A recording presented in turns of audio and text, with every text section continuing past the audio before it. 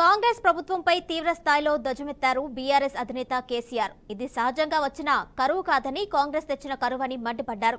ప్రభుత్వ అసమర్థత వల్లే రైతులకు ఇలాంటి పరిస్థితి వచ్చిపడిందన్నారు. చనిపోయిన రైతులకు 25 లక్షల చొప్పున నష్టపరిహారం ఇవ్వాలని డిమాండ్ చేశారు. హామీలు అమలు చేసినంత వరకు ప్రభుత్వాన్ని వెంటాడతామన్నారు. పాపం మంచిగున్న వాళ్ళ నోట్లే మట్టి కొట్టింది. అన్ని మోసాలే, ఏ ఒక్క మాట కూడా నెరవేర్చలే, ఏ ఒక్క హామీ కూడా నెరవేర్చలే. మళ్ళా సిగ్గు లేకుండా మళ్ళీ ఇయ్యాలో 4-5 హామీలు ఇచ్చినాడు. అది ఎవరిని ఉద్ధరించడానికో నాకు అర్థం కాదు. ఇవాళ పంటలు ఎండని జిల్లా లేదు, కరెంటు మోటార్లు కాలని జిల్లా లేదు, మొత్తం యావత్తు తెలంగాణలో. అందుకే పాత తెలంగాణ మళ్ళా పునరావృతమైంది. ఇందిరమ్మ రాజ్యంలో ఈగిలిచ్చిన పరిస్థితి అయింది ప్రజలని చెప్పి నేను మనవి చేస్తా ఉన్నా. ఇక్కడ బాధాకరం ఏంటంటే నీటి నిర్వహణ సామర్థ్యం తెలియనటువంటి లత్కోర్లు రాజ్యం వెళ్తున్నారు కాబట్టి, అసమర్థులు చవట దద్దమ్మల రాజ్యంలో ఉన్నారు కాబట్టి ఇలా ఈ పరిస్థితి సంభవించింది. ఎందుకు వస్తుందండి ఈ పరిస్థితి? వైఫల్యం, ప్రభుత్వ వైఫల్యం ఒక కారణం. సరే, అదైతే నెటమటమైన పాత బోర్లు ఉన్నాయి కాబట్టి కరెంటుతోనన్న వారికి దక్కించుకుందామంటే కరెంటు క్వాలిటీగా రాకపోవడం, మోటార్లు కాలిపోవడం రెండవ కారణం. వెరసి ప్రభుత్వ వైఫల్యం వల్లనే ఇలా పంటలు ఎండినాయి. కొంతమంది అసమర్థులైనటువంటి మంత్రులు వర్షపాతం తక్కువటే మా మీద బదనాం పెడుతున్నారు అని మాట్లాడుతూ ఉన్నారు. అది పూర్తి శుద్ధ తప్పు.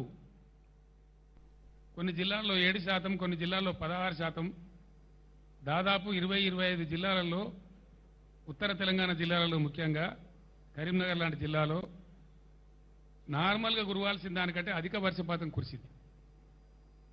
ఎక్కువ రెయిన్ఫాల్ ఉండగా కూడా ఈ పరిస్థితి ఎందుకు వచ్చింది అంటే పూర్తిగా ప్రభుత్వ అసమర్థత, ప్రభుత్వ వైఫల్యం తప్ప దీనికి వేరే కారణం లేదు. నేను మొన్న మాట్లాడితే ఇంత గలీజ్గా అంటే ఒక ముఖ్యమంత్రి స్థాయిలో 100 రోజులలో 200 మంది రైతులు చచ్చిపోయిన 200 పైచీలు కానీ నేను చెప్తే 48 గంటల్లోగా ఇవ్వండి, మేము వాళ్ళకు నష్టం ఇస్తామని చెప్పినారు. మేము 4 గంటలనే ఇచ్చినాం. ఇది లిస్టు. 4 గంటలే, 4 గంటలనే ప్రభుత్వానికి చీఫ్ సెక్రటరీకి పంపించినాం. 209 మందిని పంపించినాం. దాని తర్వాత కూడా ఇంకో 5-10 జరిగినాయి. ఇప్పటికీ ఉలుకు లేదు, పలుకు లేదు, ఏం లేదు.